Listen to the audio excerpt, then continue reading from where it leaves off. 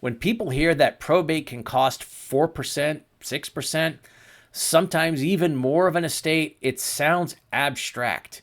It's easy to assume those numbers are exaggerated or that they only apply in extreme situations. But for families going through it, those percentages become very real very quickly. The real question is not whether a will works. A will does exactly what it is supposed to do. It directs how your assets pass through the probate process. The better question is whether that process is something you want your family to deal with at all. Most people think estate planning is about taxes. For a long time, that was true. If your estate was large enough, then the focus on how much the government was going to take and what you could do to reduce that number, that's what you were thinking of. If your estate wasn't large enough, a lot of people assumed estate planning just wasn't that important. Today, that mindset is still around, but the facts have changed. With the federal estate tax exemption as high as it is, most families are not going to owe any federal estate tax at all. So people hear that and they think, well, if there's no estate tax, then I really don't have a problem. This is where things go off the rails. Because for most families, the biggest cost after death has nothing to do with estate taxes. The real cost comes from the process your estate is forced to go through, and for many families, that process is probate. Probate sounds simple when you hear it explained in theory, but in reality, it is time-consuming, it's expensive, and it's far more involved than most people expect. I want to tell you about a gentleman who attended one of my estate planning seminars several years ago. He was engaged, asked good questions, and by the end of the seminar, he clearly understood the difference between a will and a trust. After the seminar, we spoke about his situation. He told me what he owned, how things were structured, and what he wanted to accomplish for his family. Based on that conversation, I told him very plainly that relying on a will alone was probably a mistake for his situation.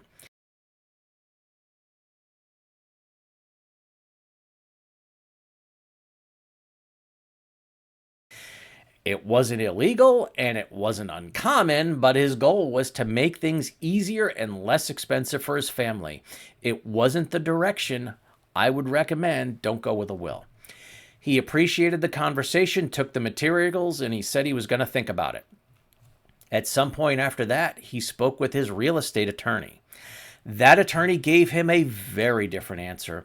He told him that probate was no big deal and that there was no reason to complicate things with a trust. In fact, he told him he could just download a will online and do it himself. From a short-term perspective, that sounds great. It's simple, it's cheap, and it feels like you're getting the same result without the extra effort or the cost. Before moving forward, the gentleman actually sent me an email letting me know what he had decided.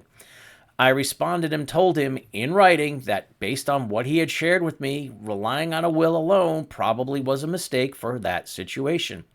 I also told him I respected his decision and wanted him to have the best in following the advice he had been given.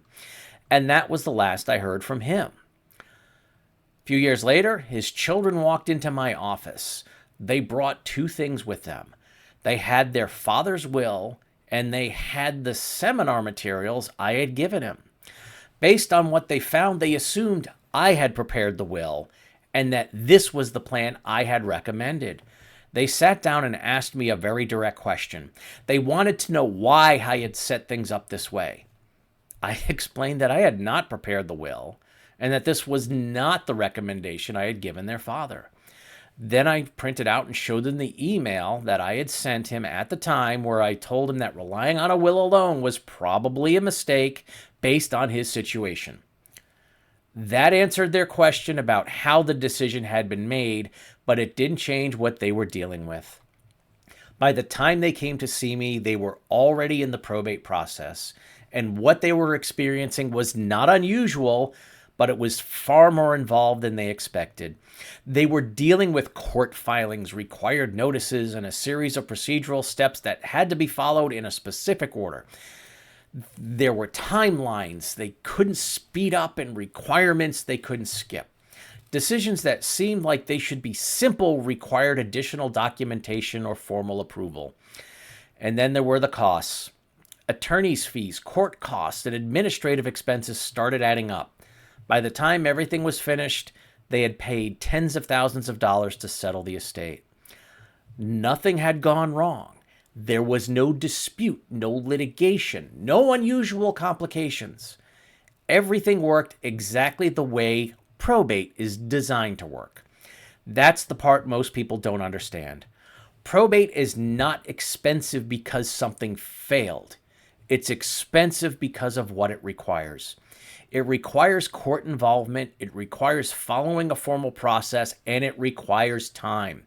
When people hear that probate can cost 4%, 6%, sometimes even more of an estate, it sounds abstract. It's easy to assume those numbers are exaggerated or that they only apply in extreme situations. But for families going through it, those percentages become very real very quickly. The real question is not whether a will works.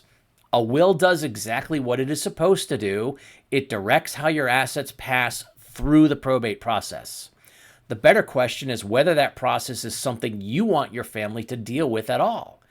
Because the decision you make today is not about what happens to you. It's about what your family is going to have to deal with after you're gone.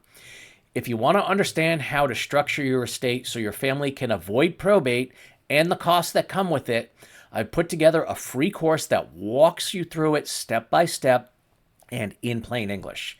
You can access it at freetrustcourse.com. It will give you a clear understanding of how this actually works so your family doesn't end up learning the hard way. Again, I'm Jeffrey G. Mersace, the Plain English Attorney, and as I always tell my clients, please stay safe, plan ahead, and enjoy life, and whatever you do, make it a great day.